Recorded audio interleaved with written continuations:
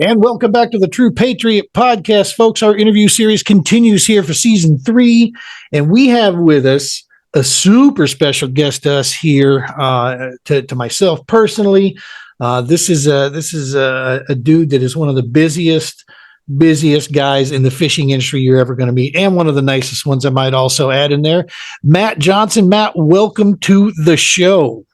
Thanks, Gene. I appreciate the kind intro and labor of love, man. You just take it in stride and you keep on punching forward, right? Yes, sir. Yes, sir. For those of you unaware, Mr. Johnson is he is the manager of all the pro staff piece for Clam Outdoors, BlackFish Gear, and All Terrain Tackle. All Terrain is the not really new anymore. It's been several years, but we were the last. All Terrain was one of the last companies to be brought underneath the Clam Outdoor umbrella of business out there, and it was an awesome move, to say the least.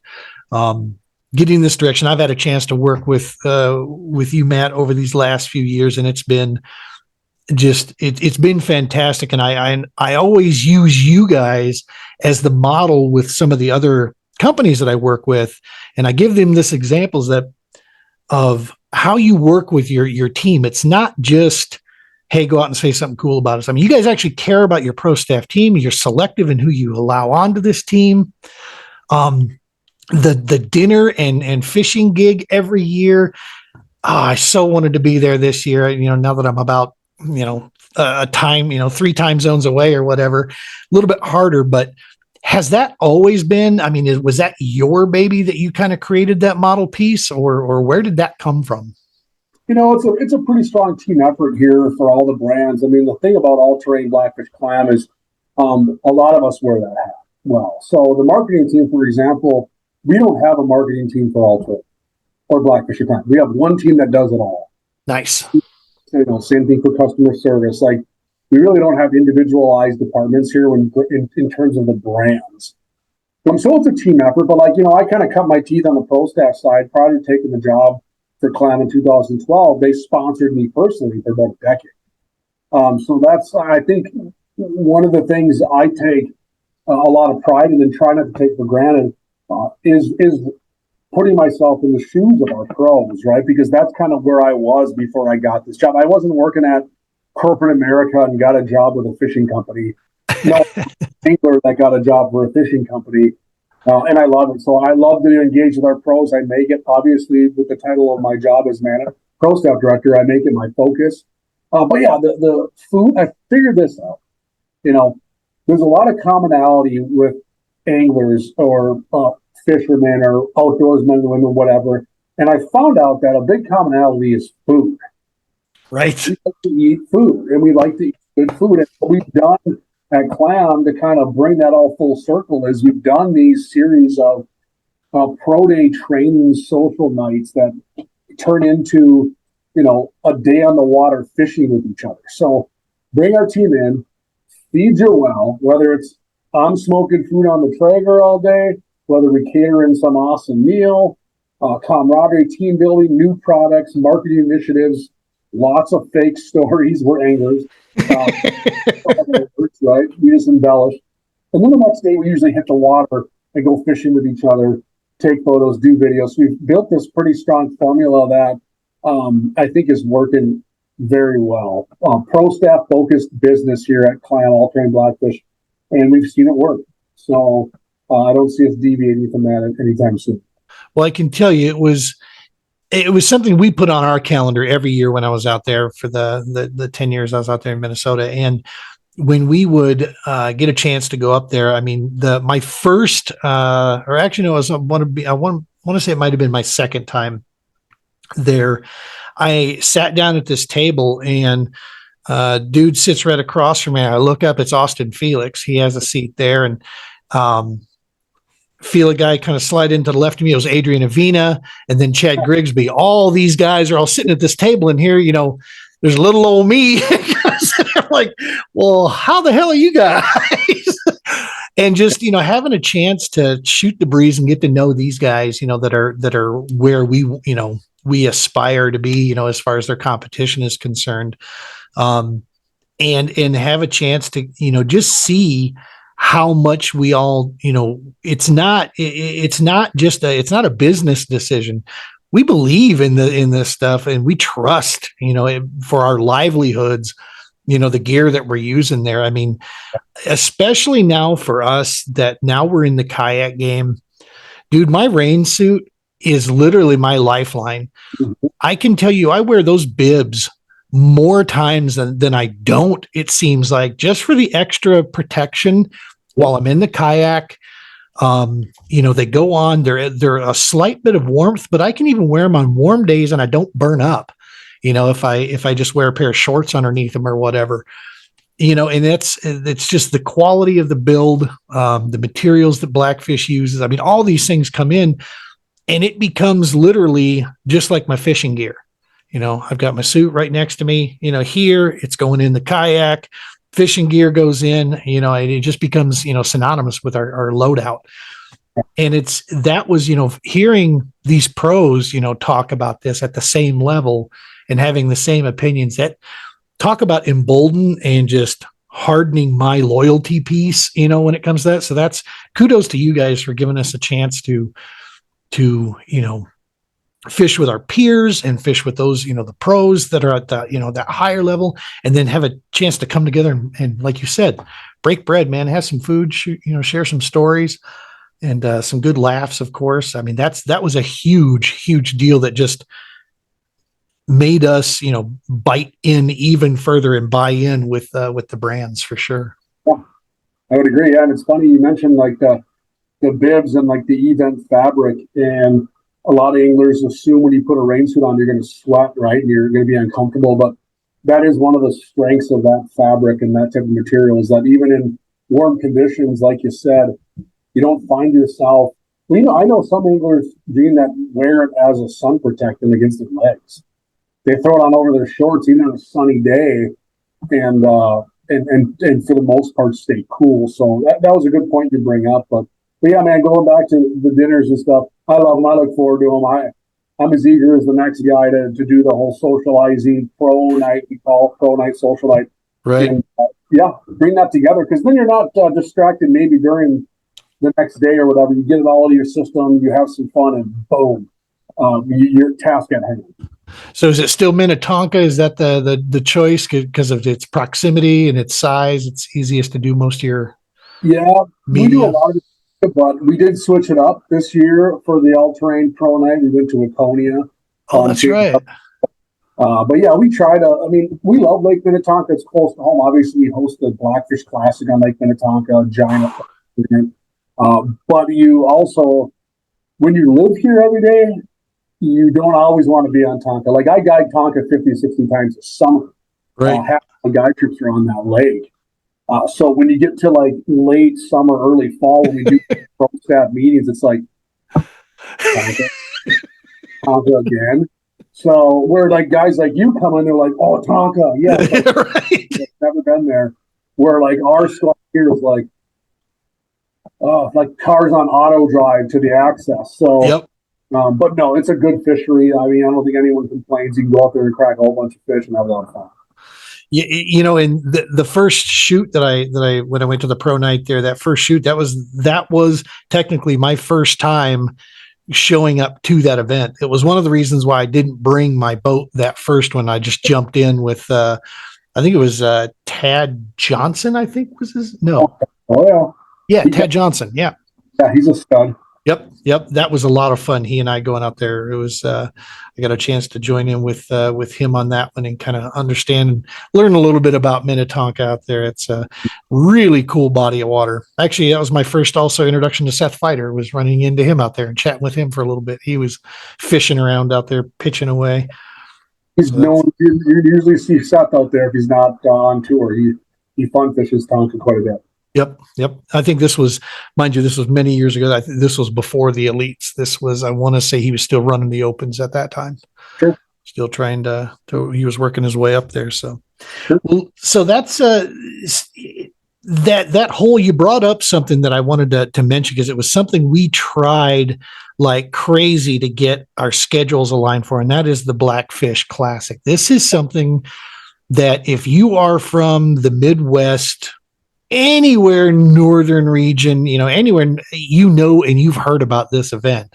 You guys put on an awesome event there at Minnetonka each year.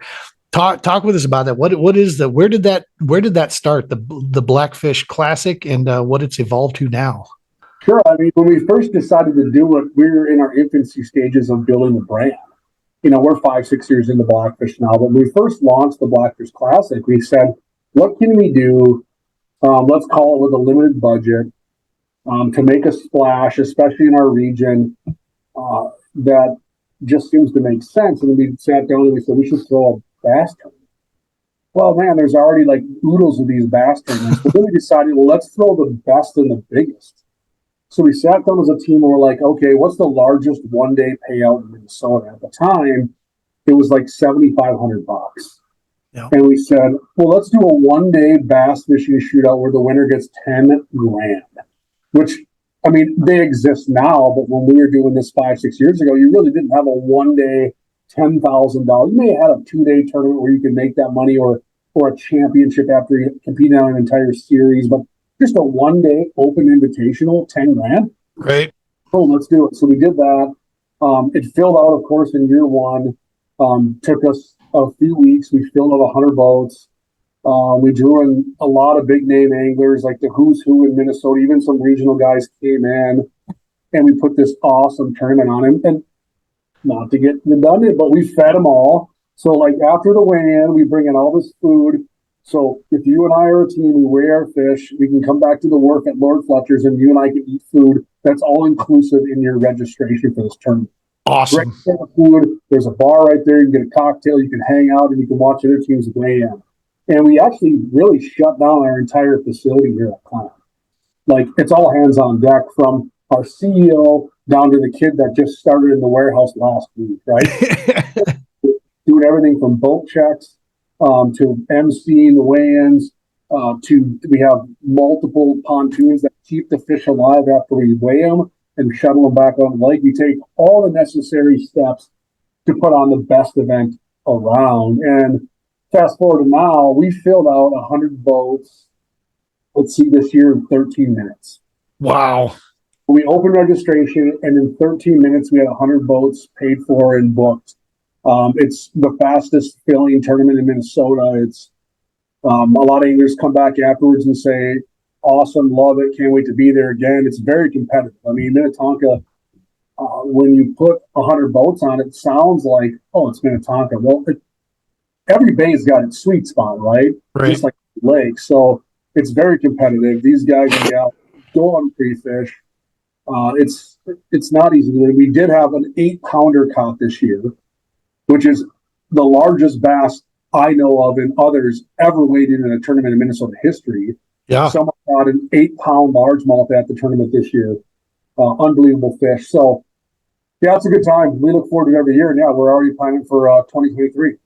The Minnesota state record, for those of you who are unaware, is 8:15, I believe, still standing right now.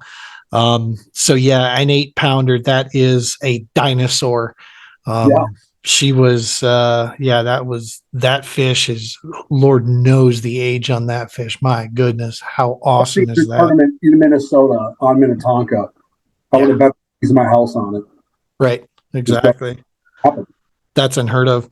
Largest I've ever pulled out of Minnesota up there was just over 6 pounds, and that was actually down in a dinky little reservoir. Technically, it's known as Bear Creek Reservoir because it was Bear Creek that got dammed up. But for those folks in southeastern Minnesota, they know it as Chester Woods. It's just a little, no gas motors. It's electric only. And I used to fish that thing in and out. And, of course, nailed it on a Rattling AT. That's what we pulled it in, that all-terrain. That's handy. Yeah, all the biggest fish. I mean, this sounds. I was saying this last night because the guy I was interviewing last night, David Fluker, he's a jig guy. He's with a different company. He really loves them right now, and it'll take me some time. I'll get him on board with us, but for right now, no, he loves throwing jigs, and I told him, I was like, I got away from it. I don't know why. I think it was one of those, as you start to add all these tools to your belt, you forget about what got you where, you started. And so last season, I made the commitment that we're going back to throwing a jig. And now, even at places that I may have never thrown it, it was in the kayak. It was sitting behind me and it was rigged up. It was ready to go. I'll throw it instead of creature baits, instead of a lot of this. I just trust the jig so much more. So, off it goes. So that's awesome stuff there. Let's talk. I mean, the season is right around the corner here, but for you, you're not only do you do all this work here with Clam and such, but you're also, I mean, you have one of the most prominent guide services in Minnesota, maybe in the entire North up there. Talk to us about your guide company, man. That's you do a ton of work with that. Yeah, I started guiding honestly when I went to college to pay bills because I was full-time student, full-time athlete, and I just said I can't make. Geez, back then it would have been probably $6 or $7 an hour. I can't do it. So I found a way, a little bit of luck, right place, right time to start guiding when I was 18 at college. And that's ultimately what launched that guide business when I was down in Mankato, Minnesota. And I guide quite a bit. I used to do it full time, took the job for Clam and now all these brands in 2012. And I do about 100 to 105 open water trips a season. Jeez. And about 20-ish ice fishing trips a year. So kind of more of a part-time gig, still every waking moment. I love it. I do a lot of bass fishing in the summertime. That's kind of, I think we're so spoiled here in Minnesota. I think we have some of the best bass fishing in the nation. And yeah, we might not have 8 and 9 and 10 pounders all over our lakes, but all these guys I have come in town from all terrain, BlackFish, whatever, whether they're Elite Series, Pro, MLF, will come up here and fish with us. And they'll say, you don't know how good you have it. So that continues to just reiterate and prove that we do have great fishing up here where you go, how it is, Gene. You go to a spot in Minnesota and you don't catch 20 fish in your first couple hours in summer. You're wondering what's wrong. Where that's some of the most prominent lakes in the South and are just praying for a couple bites. Yep. So we're pretty spoiled. So I get to guide kind of in the epicenter of Minnesota, Bass Haven. I got a lake any direction within 10 miles. I can go fish on any day of the week.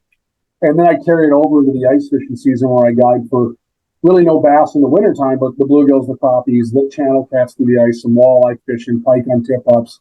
So just find a way to roll this guiding as like a side gig when I'm not doing my pro staff gig, to honestly stay on top of the trends, stay relevant, stay in the know, stay competitive in the world of fishing, not just on a tournament scene, but just being up to speed on how this game is played.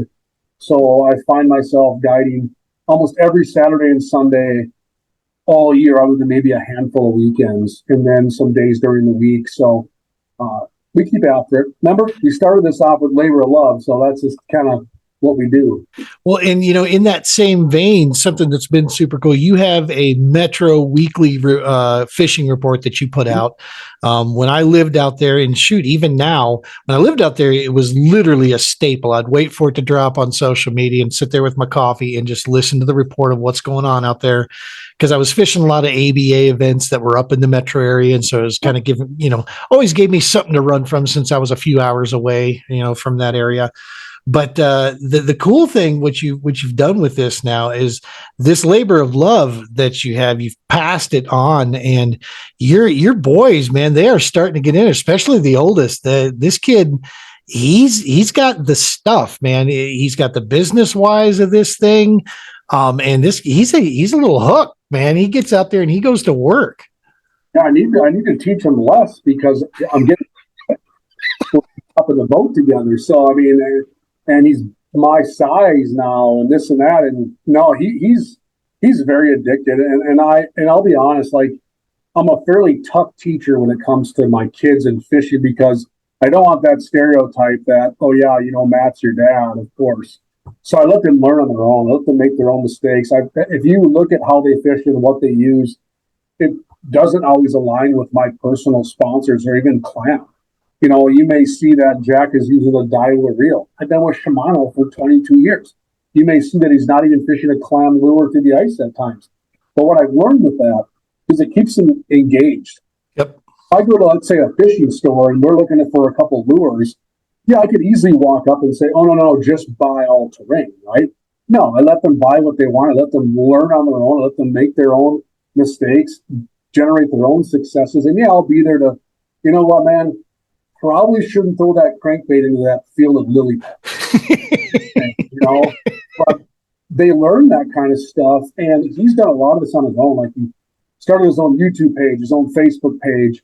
He started his own business, JJ Fishing, where he makes crappie jigs and pours plastics. I mean, like, I don't even know how to do that.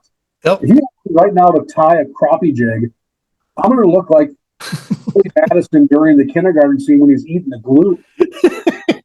Where he can make jigs. And I'll tell you what, Gene, his first round of jigs, he gave them to me. He's like, Dad, will you use these? And I looked at him in the best father voice I could. And I'm like, not a chance.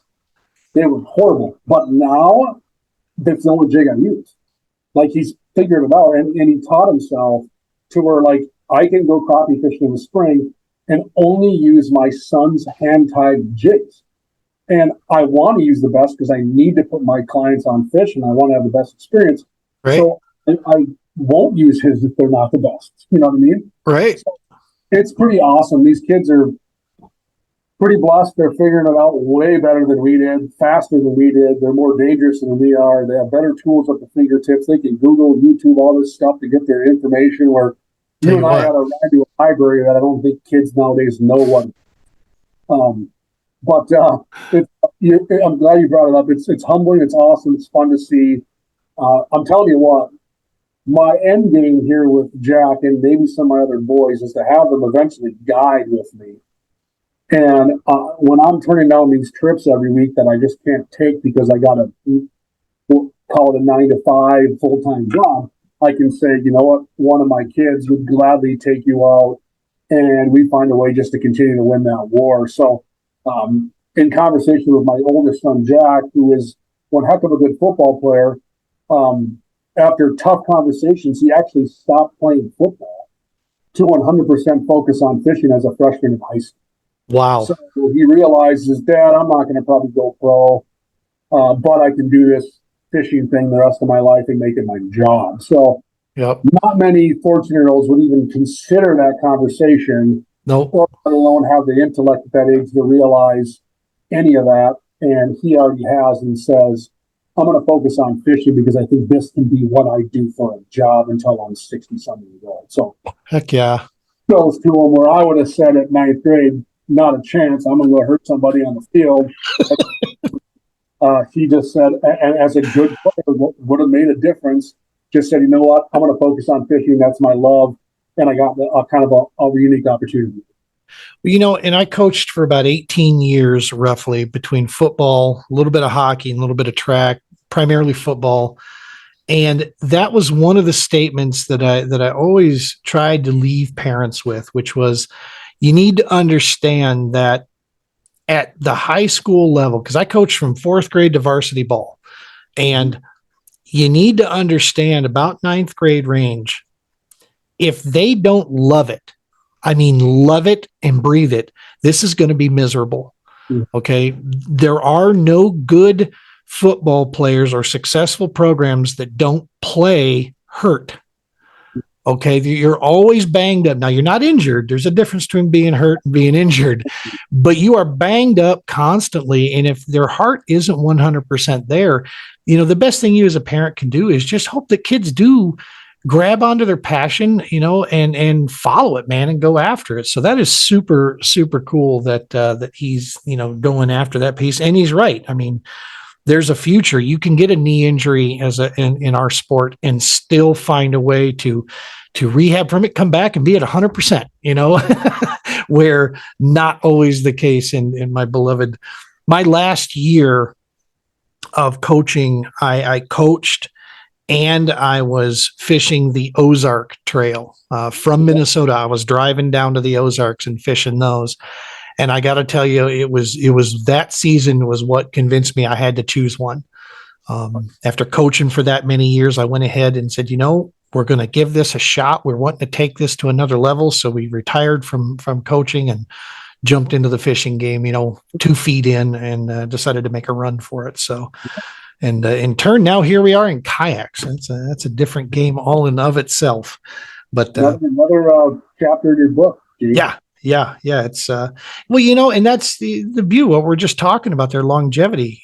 Tomorrow I turn literally a half a century old, which I cannot wrap my brain around that doesn't resonate with me. I'm still 16, like right here. The jokes I laugh at, I'm still, finding, the sophomoric humor still be my number one. But the piece of our sport, that allows to pass on to these kids, it's what brings about, conservation talks, and what brings about, that the gear choices, that we go out there with. Clam Outdoors. Now, I am self-admittedly not an ice fisherman. And I remember the first time that I went to one of those and we were talking clam, business was going. And a couple of guys asked me about ice fishing. I said, the wintertime, especially in Minnesota, is when I got fuzzy bunny slippers on and I'm looking at maps on Google Earth. And that's when I'm planning hotels and I'm getting things ready for, come February, March, when we can hit the ground running. But I got to tell you something, dude, something happened. This year of being in a kayak has brought me closer to the water a little bit. And I am fighting the fact that I do not want to hang up my gear just yet. And I'm like, I got a connection with the name in ice fishing. What if we take a stab? Now, for me, I got to get up into the mountains to do it. Just because our ice down here, I'm going to be honest, after working several years on the Larimer County Dive Rescue Team, we can get freezing temperatures, but then 50 degrees the next day. And our sun is no joke here in Colorado. You got to get up in the mountains where you're going to get some good, good ice up there to really do it. I mean, I know guys that will do it down here, but you're not going to get me to swing that one. I don't want to test that flotation out so quickly. But one of the things I wanted to ask you about, and so you've been with Clam since 2012, yes? Okay. It is the name in ice fishing. Everywhere you look, the IA logo, Ice Armor, is there. The big C for Clam is there. From our shelters to the attire you're wearing to the fishing, equipment. This is, obviously, Clam was born right there in Rogers. Is that correct? I was born in Minnesota. We moved to Rogers in like 2013, 2014. Gotcha. Yeah, born in Minnesota. It's Dave Gens, obviously. Well, Clam and Winter Fishing Systems, which was Dave Gens's flip over fish trap, merged multiple decades ago, but both Minnesota-based companies. And yeah, we just kind of grew from the epicenter here of ice. This is where ice fishing is king. The most ice anglers in a region in the world is in Minnesota. Yeah. So we have well over 1 million ice anglers that identify as ice anglers in Minnesota. So it's pretty crazy. But yeah, Clam, the original ice fishing company, we had the original fish trap, the original ice fishing suit, pioneered a lot of the ways of how we fish and what we do, with Dave Gens and the pro staff involved, Ice Team, the official or the original ice fishing club. So yeah, you're spot on. Like, Clam is known as ice fishing.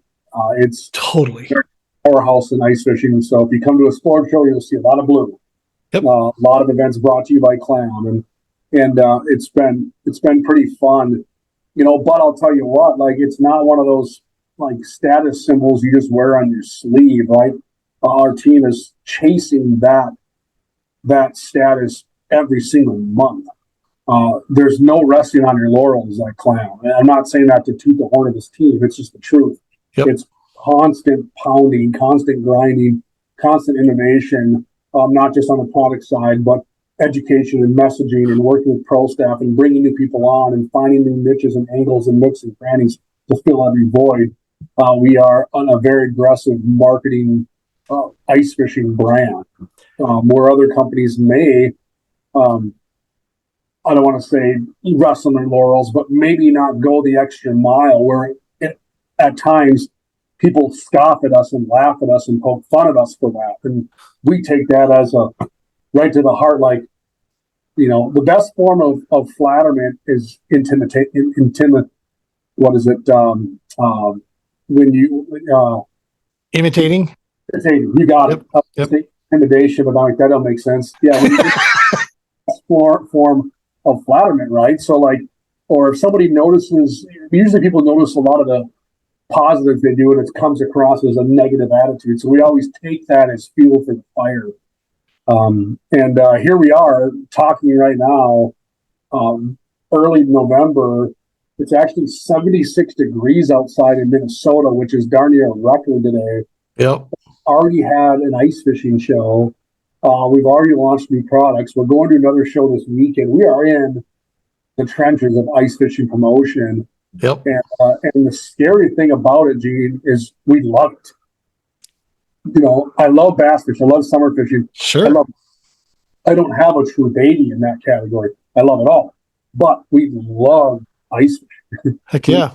Own it. And so even when it's warm outside and the guy I just helped an hour and a half ago showed up in shorts and a t-shirt with the boat hooked up, I'm planning to strategizing ice fishing. So Nice. It's necessary to success.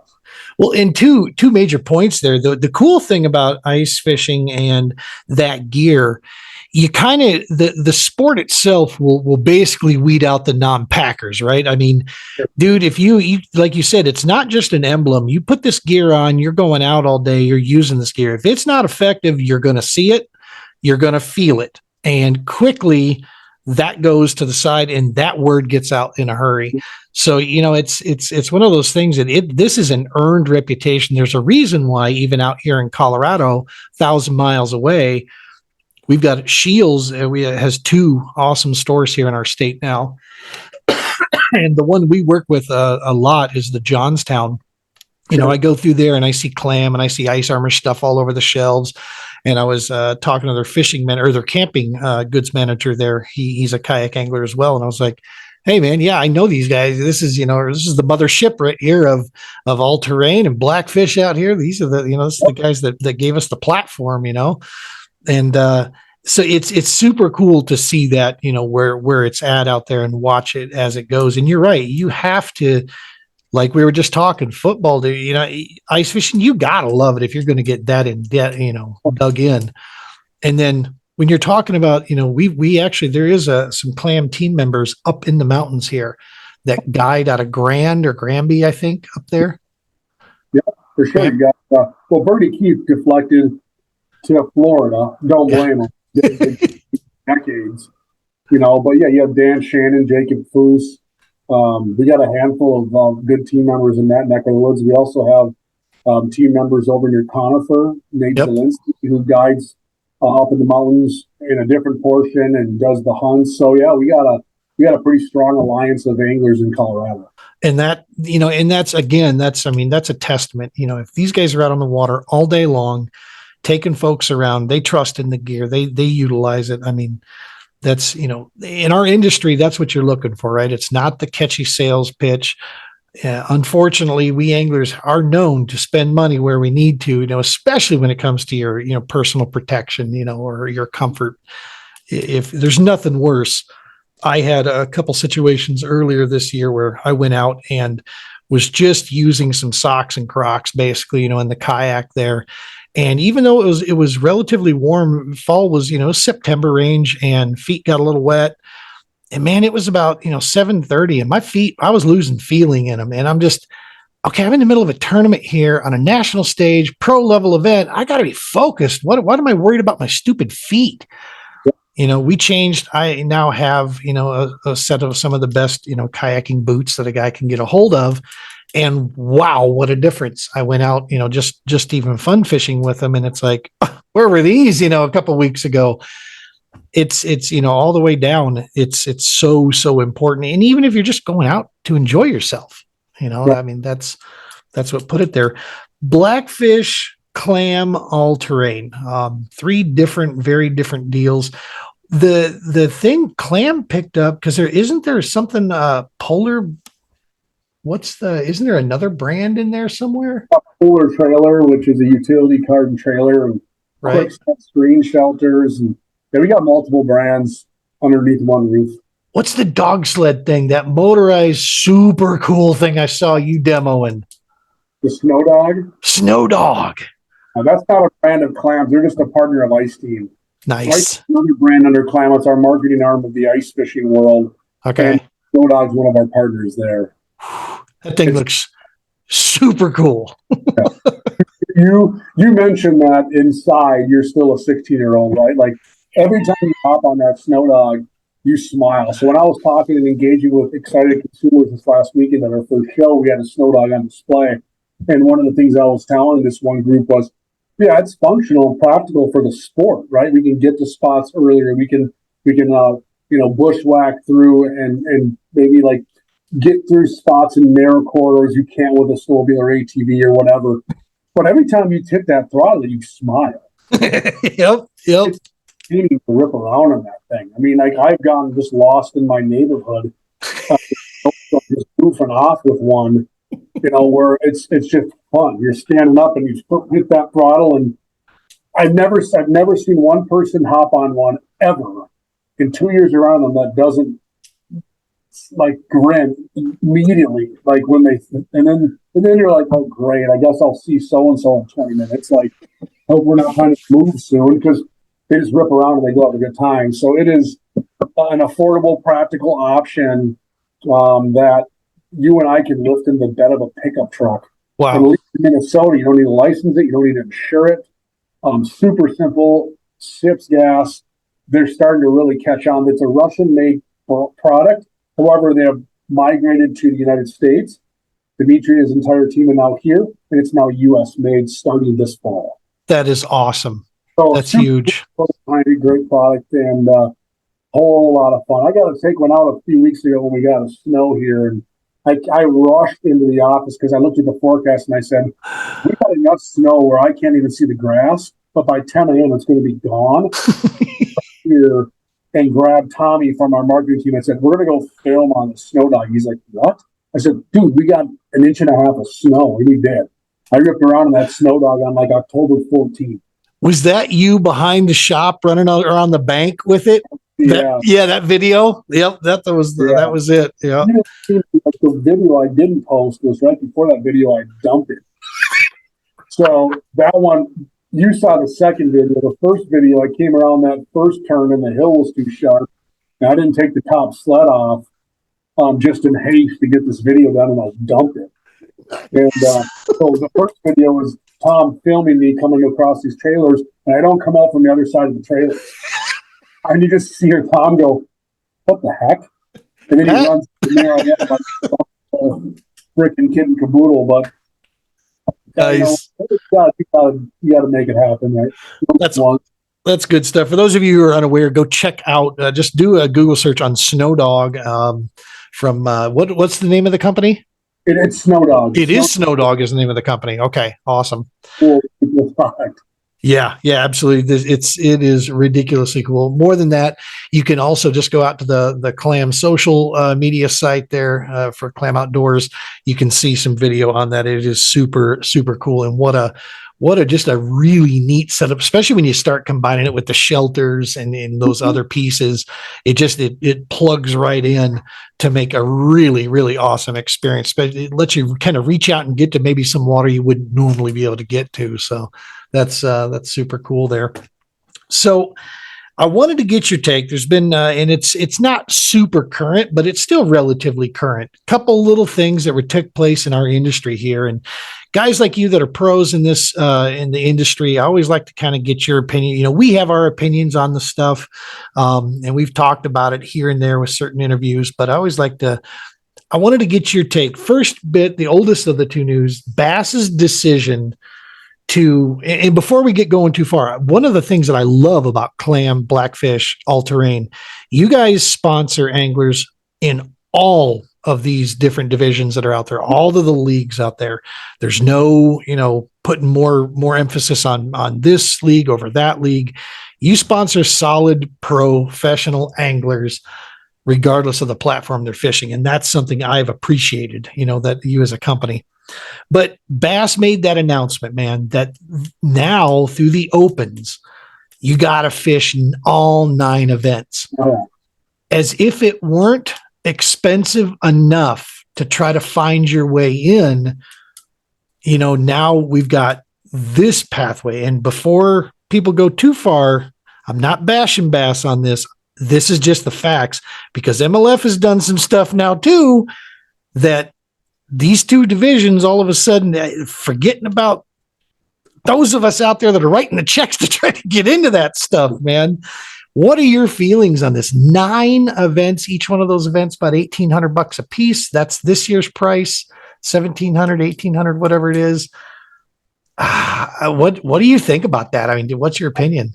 There's so many directions you could go with it. And at first I was like, well, that just cut the field down drastically, right? Like, I know I have a lot of friends personally that are trying to compete in the opens to potentially someday fulfill maybe an Elite Series dream, or they just want to fish at the highest level. Yeah. Are living paycheck to paycheck, have 9-to-5 jobs back home, scrounge up pennies to enter these opens, right? Well, now they're looking at it like it's probably not a reality. But I think what, my understanding, if and I don't know this to be true, it's just where my head goes, like, I'm assuming Bass wants to look at creating true diehard ambassadors for BASS, guys or gals that are 100% committed to it, right? And I think the one thing I've always said about any of these guys or gals functioning at that level, whether it's fishing all the opens or whatever, is like, you're almost an extension of that brand. I feel like all the guys and gals fishing the opens are an extension of Bass, right? I almost feel like to some degree, they are calling a glorified employee of that brand. They're out there fishing at their events, marketing and pushing their events. So the way I look at it is, for so many years, these opens fill up so fast, right? People can't even get into them. And, I would always wonder, if I'm wearing my BASS hat, how many of these guys or gals are committed to Bass, or they're just looking for opportunities? You know what I mean? Like, are they really drinking the Kool-Aid? Do they really want to be a part of this program holistically? Or are we filling most of these spots with people that are not dedicated to BASS? Yep. They're just trying to compete. They're just trying to win that paycheck that day.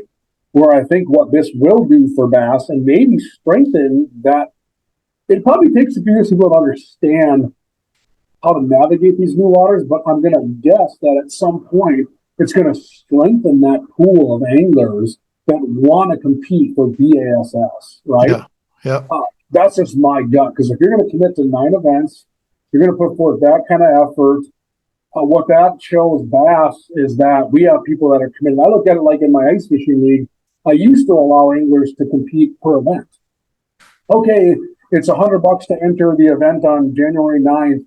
First come, first serve. When it's full, right? Well, then I get a team midway through the season that's like, well, I would have fished all of it. And here I am as a tournament director thinking, well, geez, that's the loyalty I want. I want the guy or gal that wants to fish all of them, not the guy that cherry picks the 1 or 2 events they think they can win. Right. Series they think they can do better at. That's just where my brain goes. Now, I also sit on the other side of the fence a lot with anglers like yourself, or all these guys and gals we sponsor, and we go, and I get to hear the stories of them saying, like, I don't think I can pull it off. Yep. I don't think I can pull off, the whatever 10, 12 grand I'm going to need just on entry fees. I'm a bus boy on Friday nights to pay my bills, and I don't know if I'm going to pull this off. And I feel for that person too. I take a step back and I'm like, yeah, I get it. This person for 3 years or 4 years has fought hard to try to win the Bass Open Central Division. Yep. 3 events, dedicate their life around those 3 events, and plan this and plan family and vacations. So where now this person's got to take a step back and go, I got to do that 9 times. I got to find a way to do this 9 times. Right. You're going to see a drastic amount of people probably drop off. But I think you might also see some people step up. You might also see some people that will step up to the challenge and take a true run at it. Because if you make it to the elites, guess what? Your only option is to dedicate your life to it. Yeah. Yeah. At that point. That is your option. So if you're fishing the opens to make it to the elites and you're not already at that mindset, that's where guys enter the elites and in 2 years get relegated. That's what happens. They're not there. They're not ready for it. They're not mentally ready. they're not ready for, let's call it the big league. So I think that could be Bass's angle, is we're trying to prepare anglers truly for that next level. Yep. And maybe look at more of a loyalty to BSS and reward those anglers that want to truly jump on all of it. Right. Clear assumptions. Sure. From the outside in. No, and you bring up some valid points to that. And I think it should be said that no one's saying you can't go fish just the centrals or southeast or this or that. You can still do that. Right. You know, but you just no longer as a win you're in, no longer do you have an opportunity to make the elites or the classic, you know, from this. I don't know are they still taking the division AOIs? Are they still taking them in the classic? I didn't see anything about that. To be honest, yeah, I don't know either. I need some more research on it. I feel like there's so much change. And I know even on the MLF side, they changed to where some of these tournaments are actually going to be live weigh-ins. Some of the pro level stuff is going to be morphing into, or not live weigh-ins, but your 5 biggest bass. That was the next piece, is, you know, in that list. So there's a lot of things evolving all over the place, whether it's names changing. And I feel like every year, me and Drew and the other members of our marketing team have to sit down and digest. It's like Lake Mille Lacs regulations, which we don't need to talk about. That's a whole other. They're changing like every year, if not multiple times. So I feel like we sit down at the beginning of the year, which will happen probably like right after Christmas, and we'll go, okay, so now how is MLF's run? Is there still a tackle warehouse? If not, what's it called? What's changed? How's the BPT going to be handled? On the PSS side, we have to kind of like retrain our brain on how it all works. Well, there's still people that are still referring to it as FLW. I mean, you still get that out there, you know, that piece.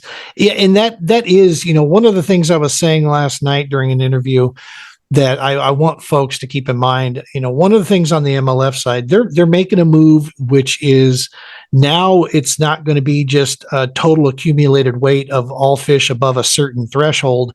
Now it's going to be similar to what we've been doing in the kayak side for some time now, which is we're caught, you know, it's catch, weigh, release. For us, it's catch, photo, release. So it's still catch, weigh, release, still staying on the conservation tip. But the point is, the only thing that's going to count is not total, but just the 5 biggest fish. That's what we do as it is right now. You know, we've been doing that for some time. We're only measured on our 5 biggest. So it's, you know, it kind of appeals to, you know, I think that was the whole attempt. And 2 major points there. This was angler voted. Okay. The majority of the anglers voted for this. It may have been a close vote, but that was the beginning when they first started the Bass Pro Tour. The point was the anglers were going to have the deciding votes on where this thing was going to go. The other piece to bring in there is that this isn't the final product. People can trust in that. We've seen that. This is another step in the evolution of them working out a new age of competition. You know, we have unprecedented numbers of kids in high school and college anglers coming up, more people engaging the outdoors than ever before.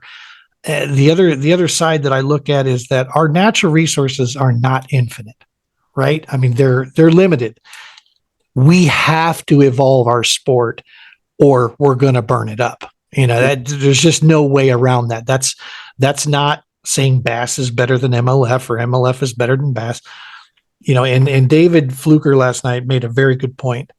I hope MLF and Bass realize they need each other, because they do. If one fails, our sport, we all lose.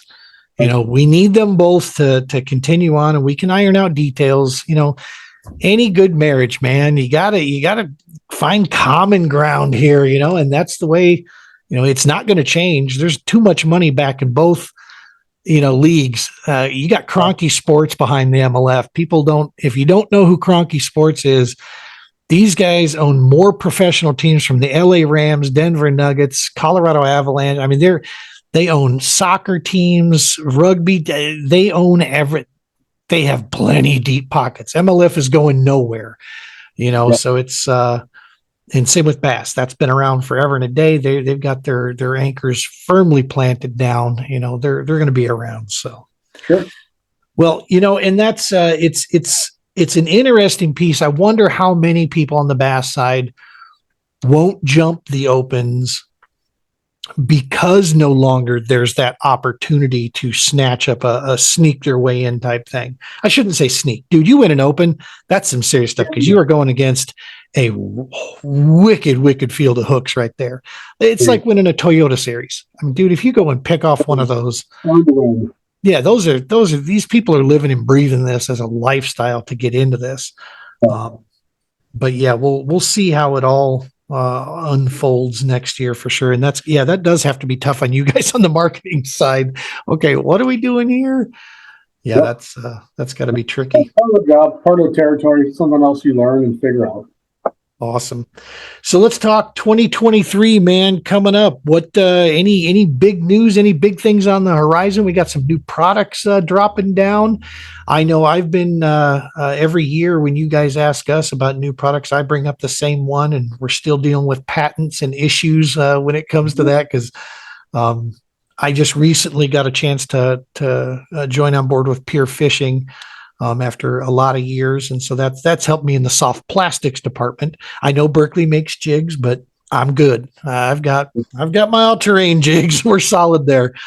But any new products planned, BlackFish wise, all-terrain clam? We're always looking for new stuff. I mean, I'm not going to let the cat out of the bag too much, but yeah, you'll see new stuff in multiple categories. We just launched the new Storm Skin colors just this past fall, which Storm Skin is waterproof soft shells. We launched the industry first waterproof soft shell, super cold weather, warm climate gear or warm gear, and it's waterproof. So we have some new colors in that we just launched. We're going to have some new stuff in rain in the spring, UPF. We'll have a bunch of stuff that I think people will like to see in the springtime. Usually we unveil all of our new stuff. It's usually right around like that Bassmaster Classic time frame of things. Yep. We'll have some new stuff with all terrain. We launched some new jigs this last year with the Smasher and the RG Smasher. We're going to have some new offerings again around that same time frame, some new colors. On the clam side, on the ice, we just launched a ton of stuff here back in August. That's right now on the website. New 65 new SKUs. Wow. On clam ice. So a lot of stuff from fish houses to ice armor to lures to rods to accessories. Newness sells, man. It's, we usually come out with something new in most categories almost every single year. Yep. And 23 won't be any different. So, I mean, I would say you had alluded to it, follow the social media pages.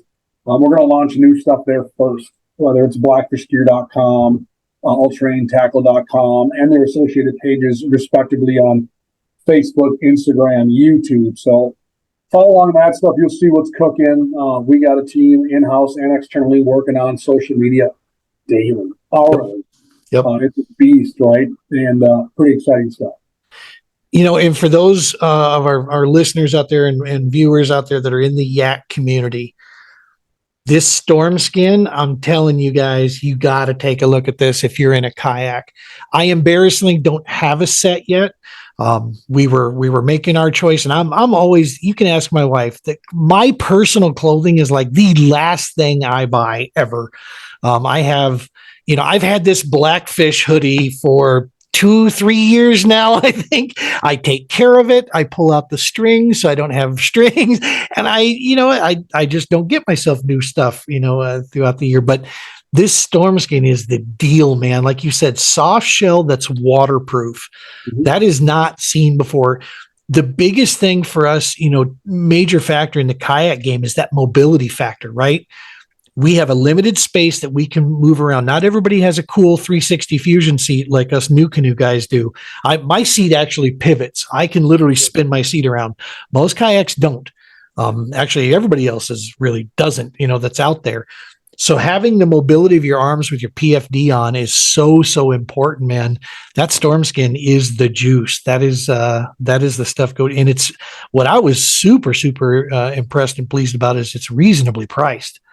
You don't need to take out a second mortgage to get you a nice set of Storm Skin out there. So if you haven't seen that yet, highly encourage, go check them out. So, Well, listen, dude, I can't thank you enough, man. I know you're a busy, busy guy, and we sincerely appreciate you coming on our little show. This is our third season, our second year doing this thing. And before I let you go, I don't know if I've ever truly properly thanked you enough. The life-changing event that put our focus on the veteran support and recreational therapy side was the Warrior Bonfire Project. We were invited to Vienna, Missouri to go fish with six Purple Heart recipient combat wounded veterans, a piece of private property, like a 200-acre little private lake. They asked me to bring the nitro, bring all my gear, and just share my fishing knowledge with these heroes. I called, the first company I called was you. You, at the drop of a hat, didn't you just said, where do you need it sent? What do you want? You sent some awesome beanies, some awesome hats, a selection of jigs. And folks, what you do, I'm getting goosebumps talking about this, because what you don't understand is when you guys did this for us, this is when all of the crap was going on with the inventory shortage. You guys didn't bat an eyelash. You sent that stuff there, and we took, I combined that stuff with some stuff that Shields helped us out with some other swag. I got a chance to go there, and when the second night I was there, I took these bags out of the back of the pickup, and you should have seen these warriors, these heroes, these men that I look up to and was humbled just to sit in their presence. Their eyes lit up like it was Christmas time. Awesome. And the next thing I'm doing is they're asking me about these jigs. How do I use these things? You guys saw the media pictures. Every one of them had their BlackFish hats rocking. They loved the hats. It was, to me, that was just a testament that even when we were, struggling to keep, inventory in because of all the crap going on with our supply chains out there, you guys heard about this and you jumped right to it without even batting an eyelash, man. And I can't thank you enough. That was a life-changing event for me. And you made me be able to go into that and give these guys just a little something. It's nowhere near, but it was something that they absolutely appreciated, and they loved everything that we were able to bring to them. And it didn't hurt that we were able to throw on a couple of those jigs and catch a few bass for them with those jigs too. Well, that's good to hear, Gene. That's the intent, and we're more than happy to help out. Yeah, that was huge, man. And that's like I said, from me personally, thank you guys so very, very much. And it was one of those situations that just, again, we talk about that brand piece. Lost your video again here, but I know you're yep, there you are. Now you're back. And it locks in for us the fact that we're proud to be a part of this family. We're proud for the future at whatever level we can bring value. That's what we want to do for sure. So again, thank you again, man. And hey, just keep us in mind if there's ever anything cool you guys want to get out there message wise, in this piece. And I'm sure we'll be highlighting you in the future with bigger events that we're going down through. If I can find a partner out there that is fast on the registration, I'll see if I could sneak my way into the classic out there. That would be, I'll go as a co-angler back there. I can do that. Or public and let everybody know when they can register. But like I said, in 13 minutes this year, we had a couple guys not get in because they had a hiccup on their computer, and so it's unique. It's a blessing and a curse, right? Where you fill that fast, but then you fill that fast. So right. The best thing I can tell you is keep an eye on BlackFish Gear Facebook page, and we'll tell you when it's time to register.